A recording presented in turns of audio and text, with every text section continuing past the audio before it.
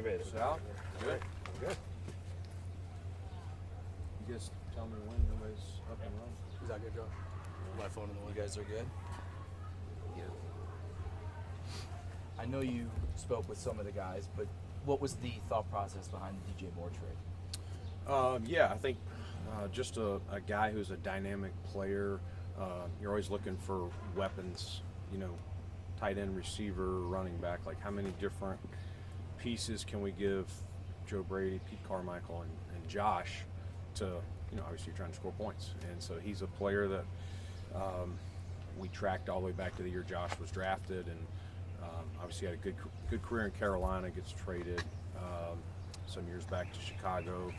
And I think just the opportunity from where they were with their cap and who they've added, some younger pieces, they were willing to make the move, and he adds again another dimension, another guy that's a run after catch, a big play potential guy. How does that impact how you think about the first round or even the second round, maybe recouping a pick, but how you have to kind of change your philosophy, only having one first rounder and not picking it to a third rounder? Yeah, I mean, we still have to just stack the board. I know I say it all the time. We have to stack the board and make sure we're trying to take the best player.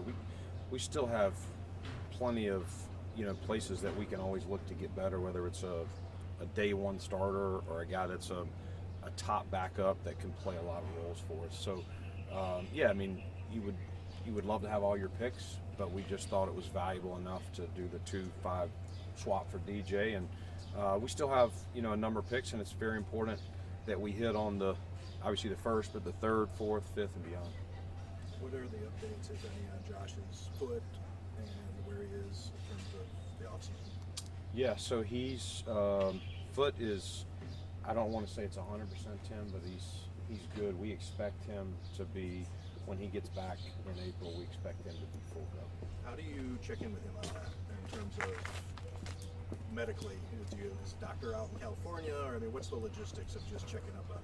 So our medical team has checked up on him, and he's talked to the surgeon that's done it, and so they've I don't know every single conversation they've had, but Nate Bresky and team and Les Bassan have let us know he's on track and should be ready to roll once we're actually doing football stuff here in April. Can you elaborate on that, just timeline wise, like when, like full go for voluntary? I think he'll be full go for voluntary. I don't think I'm not aware of anything he'll be limited. Gotcha. From that standpoint. I think probably still working through your board, but the DJ Moore trade happens. What does that mean for that room and potentially adding maybe a wide receiver even at 26? Does that change anything, or are you still open to that if that's the best player? It's definitely still open to that. Like, we really, we're looking at it as you got DJ, you got Khalil, you got Palmer, you got Keon. Obviously, Shaver's injury situation. We got McCole Hardman. We got a number of guys that will be in there competing. All those guys that I just went through kind of have different skill sets. Some are kind of one position, some are outside, some are inside. Just what's another piece? If there's a guy we think that's another piece, you could also, does the guy do anything extra other than receiver? Is he a gunner? Is he a punt returner? Like, all those conversations. How does he get to game day? How does he help us? Is he getting a jersey? Those will be the conversations. But yes, if there's a dynamic player that can help us, starter or not at receiver, we would take him at 26. Where do you think you are at the linebacker position, especially transitioning to Jim Leonard's style of play? Yeah, I mean, we've got some players that we've talked about how they'll fit in this new scheme with Jim, and but we do need to continue to add more. We've had conversations through free agency with linebackers, other positions. We have not chosen to add one at this point, but there's also at this time, John, there's guys that are like, you know what, I didn't get maybe the money I was looking for, whatever. I kind of want to wait until after the draft and see where guys go. I don't want to sign and somebody take one in the first round and now I'm not sure my fit. So you're kind of at that point with some of the vets that have played. They want to see, where teams go in the draft. So we could still add someone between now and then, but I think depending on how the draft goes, we could also add after. Do you see guys you signed last week getting in, starting with Corbin? Yeah, so as far as, well, O-line, so Corbett he's kind of an interior guy. He's played center and guard. He's played both. He's not just a left or a right. Obviously, our biggest hole, losing Dave Edwards is at left, so there will be competition there with Alec and him, and we could have other guys as well. But he's a proven starter. I think we were able to get him. He's had a couple durability things, and so, but well regarded, brings leadership, intelligence to the room, and he'll be in the mix for obviously probably the shortest path to being a starter would be to win the left guard, but he can play center for us as well. Cushenberry, probably a center first. He could probably play out. Guard as well. We'll give him reps there, but I would say competing to be that top backup behind Connor, and then who else? Sherfield. Oh, Sherfield. So Trent was obviously here a couple years back. Is going on. Trent's a guy, kind of a do-it-all, kind of what I just said. A guy that can play outside, play inside, adds to the special teams as well. Proven vet, smart guy. Just another guy to add to the competition to the room as we kind of build this roster up to 90. If the value doesn't make sense in the draft at receiver, is Brandon Cook somebody that you may circle back on or you kept in contact with? Have had conversations not only with his agent but with him as well, and really loved what he did for us at the end of the season last year. And I think kind of what I said, seeing how the draft falls, seeing what our numbers are, and I think that's kind of where he's at too, making sure he doesn't go somewhere and a team drafts someone. Signed 3 safeties so far, CJ, Gino, and DeMar. Just what's your evaluation of where that position group's at? Yeah, I mean, again, you never know how it's going to fall. John brought up linebacker. We didn't add one there, but we didn't go in and say we plan to add 3 safeties, but you're always looking for competition, versatility, what guys can bring different elements. Obviously we talked about CJ before, but Gino is a guy I don't know if we've talked about since we signed him. Gino's a proven starter in the league. Got a free agent deal a few years back, and has played in the AFC, so we're very familiar with him. Very good ball skills and instincts. Those are probably the top 2 things. I think the thing that probably was a little bit of his downfall last year, just had some tackling things. We talked about that, and I don't think it's want to. I think it's just some technique things that we can work on and clean up. But adds another proven player in there, and then getting DeMar back. Obviously, everyone here knows DeMar very well, and he had the unfortunate injury in practice last year, which stunk for him and for us. But kind of he's healthy, ready to roll, good reset, and he knows our building, new defense, but he's a smart guy. He'll pick it up and he'll jump into competition as well. Do you still plan on picking up Dalton Kincaid's 5th-year option, or at least trending that way? Yes, we actually turned that in. So Okay. we have notified him and his agent that we've picked that up. So that secures him for the next 2 seasons. Okay. Why has Gardner-Johnson been on 5 teams in a year? Yeah, I mean, I think he's a competitive dude. He's a player that I don't think he hides his emotions. I think we're looking for competitive guys, and we talked about, I thought he was pretty honest, Tim, with when he came in. This is a guy you want to ask him. Like, you don't just want to agree on the phone and say, we're going to take your story. Let's walk through it. I think one of the things that helped us, Tim, was we had some guys on staff that have been around in New Orleans, and Craig Robertson, who was playing at the time when he was drafted, was kind of his big brother, and Craig's on staff, and has stayed in contact with him, vouched for him. We obviously made calls, and I think he was honest. He said he knew, there's some things he could have done, differently, and has learned and matured.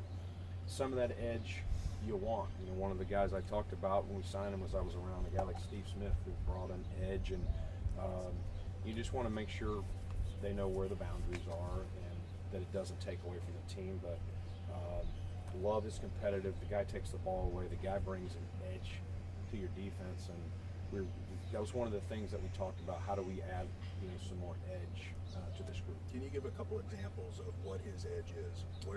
What is it Because edge is kind of a vague term. What about his edge? I think it's twofold. I mean, he's going to talk, like he's going to bring it. You're gonna hear him. But I think when you watch his tape, Tim, like this guy he's not looking to pull you down or push you out of bounds. Like he's looking to throw every ounce of energy he's got into that player to deliver a forceful blow. So do you want him, whatever this edge is that has wears out his welcome or wears people out? Yeah. Do you want him to keep that, or is there a part, and based on your research and your background that you've done on him, is that something that he needs to dial back to be? We want his Buffalo edge. Bill? We want his edge, but we talked about, just making sure you got to be a good teammate. You don't want any cheap shots, in practice or anything like that. You want to keep it in between, those lines. But you do want his edge, like the jawing at practice or whatever some of those things are. We even talked to DJ Moore, who was with him in Chicago this last year, and DJ vouched for him as well as a guy on the opposite side of the ball. So that's, again, we'll get to know him even more as he gets in here for the offseason program, but excited to add his talent to our group. With Shelp and Rousseau, you got two power rushers. Do you feel like, Boyd's coming back, do you feel like you want more speed in that room, that speed element that you can have your pass rush? Yeah, Lance, I think speed is a term thrown out there all the time. We love it. Not just an edge. We'll take speed even in the interior. You take a guy like another Ed Oliver, that's the speed, linebacker speed. Obviously, we added corner speed with Offer can run. Maxwell coming back, we've got it there. I think we've added some safety speed, but that is a thing that we talked about. Where can we get faster? And so, rusher would be another one if we see the right fit. With In the Kincaid, bottom of the second round, you've gotten Cook, you've gotten Torrance and Bishop in the last few years, all pretty successful players. You're not slated to pick there now at that bottom of the second round range after this trade. Does that color or shape how you maybe approach potential trade down possibilities in the first round, or conversely trade up possibilities from the third round into that 60-ish range? Yeah, I think good question. I think as we get this board finalized, like when I talk to you guys before we start, I think I'll have a better idea. The scouts are coming in we're gonna start Thursday of this week and kind of go through what's happened since Indy, Pro Days, and privates, and start cleaning this thing out and seeing where the depth are at positions. And then I think in those years we did feel really good about what would be down there, and I think if we feel like there's a lot of players then I need to find a way, whether that's, hey, you know what, we see more value there, let's trade back and see if we can get a player there plus another fourth or a third, or to your point, if we select at one and we're like, man, there's a lot of value up there, not sure if we're going to see it at the bottom of three, then be a little more aggressive to get back up. with Kincaid, last year you said needs to get stronger. The health is a thing. Still was a problem. We saw the production when he was out there elevate more this past year. So what's the next step you're looking to see from him? Yeah, I think Dalton did get stronger. I think the knee, I think his whole body, he did hold up better. I think just the knee was bothersome. And what happens, John, is, you know, you're fighting that battle of rest and not playing and getting out of rhythm versus keeping them going. So we tried to, you know, you're in season, you can't just shut them down. So we tried to manage that. You know, his reps kind of came like when he was on the field, you know, it was, for a lot of the time it was, you know, it was probably a passing situation. We'd like for it to be where he's able to play more. You know, Dawson probably ended up playing the most just because of where Dalton was. But the number one thing is let's get it stronger. Not only the knee itself, but around the knee. You know, you strengthen the quad. There's a ton of things that our guys have done, and we've been in contact with him. He's not in Buffalo, but he's been really working with some people on a plan and you just hopefully you have no setbacks. Unfortunately, that thing just it flared up, and it was tough to calm down. You know, we set him a little bit, but again, set kind of that fine line. But I do think, to Dalton's credit, the rest of his body held up pretty good. I do think he got stronger, and the goal is to continue to do that again this year. Is there any concern he's going to have to manage that knee during workouts and summer training camp, or even something that he may have to manage during the season like he did this past year? I think it's too early to tell. We're hopeful and optimistic that he'll be able to, but I think we'll just see how that goes. Some of these guys, they can, in my experience is you can get them through the off season because the training camp is training camp. So I think we'll kind of see how that's going in camp. Is he having to go 2 days on and one a little less or one off? I think, we'll see how it's doing, and we just got to make sure it's smart. We got to get him ready, get him kind of armored up, calloused, if you will, and make sure he's ready for a 17 game stretch. You were willing to commit 3.5 to Vandy, but then couldn't for the 4.2 and change. What was the thought process and difference there? Yeah, we were trying to keep. Listen, the 3.5 was even a tough number for us to do, and I know some people probably really surprised they were able to do that. We really like Vandy and are proud of his development. Thought last year he took a step forward, played, and obviously we won some games with a tackle. Tackles are a premium position, so we tried our best. Now you have to look at our cap, and we obviously spent the money on DJ and Chubb and some of these other guys, and we do feel like a Tylen Grable, Chase Lunt in the second year. Who knows what happens in the draft, but we'll still try to add depth. There's some vets that we've talked to as well, and you're proud of Vandy, you don't want to lose him, but that number was already a hard number for us. We were stretching to kind of make it work. Adding that the way it was structured was going to be a little tough for us. You don't have to reveal your position, but if you would, what do you think about the proposal of the 5-year out draft picks by the Browns? Yeah, I've heard conversations before about our league has, some of these other leagues allow you to trade years out, with various restrictions on them. So it's not surprising. The trades are happening more and more every year.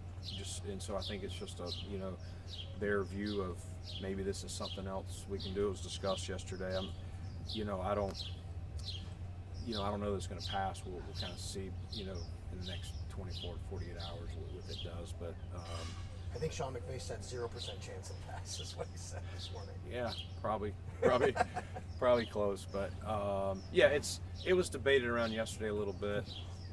I didn't personally. It didn't seem like there was a lot of support for it. What are your thoughts on 18 games? Great question. I think 18 games. I think we'll need to make sure the roster sizes and the game day. Like, what's the total roster? What's the game day? I know the NBA, that word load management's been used. Is that something that we have to consider? I think we'll have to look at everything. But I think, right now we're at 48 on game day. I'm personally pushing, for us to hopefully get more at some point. But I think those are the numbers you're going to have to talk to. Does 53 go up to 55 or 56? And does your game day roster get at least a 50 and maybe more? I think it's even hard. We talked about it. I think it's hard right now with the 17 game, and you got Sunday games and then Thursday games. Some of these guys would play on Sunday, but they couldn't play. So those are even things we've talked about. Is there at some point a change to allow us more access to practice squad players from those Sunday to Thursday games? Would an extra bye be necessary? I think you would have preseason reduction or something. I would guess you would reduce the preseason. I would guess, and right now a lot of people are doing the joint practice thing and not playing guys. Definitely that third preseason game. That third preseason game's really become those guys fighting for the last spots. Young players that need reps more than the guys that we all kind of know are going to be on the 50. Speaking of joint practices, there was a report yesterday that you guys and the Browns are at least in position. Can you comment on that? Yeah, we have tentatively lined it up for a 1 day. We have to wait until the league confirms that it is a week 2, but we're looking at potentially week 2 of the preseason in Cleveland.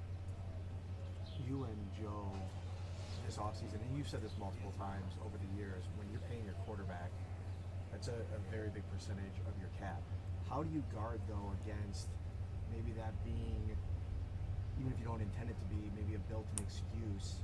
Not that you haven't done things to build the roster, but that can kind of be sitting in the back of your head sometimes. And I think fans sometimes, well, it shouldn't be because you're paying Josh Allen that you can't build a championship caliber roster. How do you guard against that? Yeah, I don't like guard against. Just the idea in the building that because you're paying Josh, it's hard to build a roster that can compete for a championship. Like, you're restricted in a lot of ways, which you are, but there's this perception out there that, well, should we not pay Josh Allen then? Yeah, no. Like I mean, we're trying to build this thing every year. That's why I do say sometimes we have to be smart, because we don't want to walk into a year where we've just got to unload things, which you've seen teams have to do from time to time. Like you've kicked the can so far down the road that your hands are tied. But no, our goal every year. I mean, I would say if you go back to, I would say since 2021, we felt like we've had a team that can, win the division, get into the playoffs, and make a run. You have to be healthy. You have to be playing your best football at that time. You have to take care of the ball. All the things that we know of. But no, the goal is no different in 2026. Is we use all the pieces we have. We've restructured deals. We know we're going to have to be creative with contracts and find different ways to add pieces for cheaper. Whether you're going to add a guy with a lot of starting experience in an Austin Corbett for a lower price. Why? Not because of his ability, but because he's had some injury issues. And so it's our job to find different ways to offset his salary. But we believe when we line the ball up in September that we're going to have a team that we feel confident can go chase a division, which is your ticket in. And if not, at least be good enough to, like last season, we didn't win the division, but to get in and still go make a run. I guess the better question maybe is, you pay that contract every time because of the player. Yes. Yeah, you there's no way you wouldn't. To me, it's a quarterback league. It's the most important position in all sports.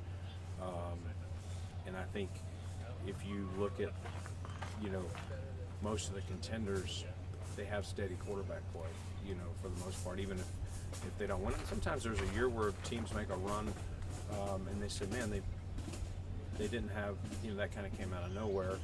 But most of the teams that you see consistently competing for it, have that guy at that position. And so we want to make sure we keep Josh upright, healthy, for years to come. We think he gives us a great chance to win it, and that's the way we're going to build it. On that note, a guy up front, Osiris Torrance, after his third year, eligible for an extension, but you also have cap issues. How do you go about working that in your thought process with him? Yeah, I mean, love Cybo, and you're right. You're now eligible to do that. I think we'll get through the draft. We'll see if there's any more moves we do free agency wise, and we're definitely looking at that. He's done an excellent job in a 3-year starter for us. So yeah, we've, as we've also done guys in the summer, even if we don't do something in the spring. We've had conversations. You're always having dialogue with most of your players that are eligible, where you're at, where they're at. Some guys are like, hey man, unless you're way up here, we want to play it out. Some guys are like, hey, if it's reasonable, he just wants to stay here. So we'll keep each conversation internal, but proud of Cybo, love him, and he's a guy of course you would love to keep if you could make the economics work. Is Alec Anderson your left guard? Are you ready to say that, or he's no? going to be competing for it. Yeah, I think there's going to be a good competition at left guard. I wouldn't want to give that to him or anyone else. I would say because Alec's been here, if we played a game right now, he knows the system and would probably be out there first. But between now and when we get pads on and all that, I think it'll be a wide open competition. Can you give us an update on Dorian Strong on the record as much as you can? Yeah, Dorian, he had a neck procedure done after the season, and it's just in the healing phase right now. There's not a lot of rehab to it. It's just kind of see how it does. It's a specialized surgery, and beyond that, not a lot of details. It's still an unknown you know, where that is and whether he'd be able to return. Thanks. Thank you. Thanks, Brandon. Thank you. Brandon. Thank you. Brandon, do you have a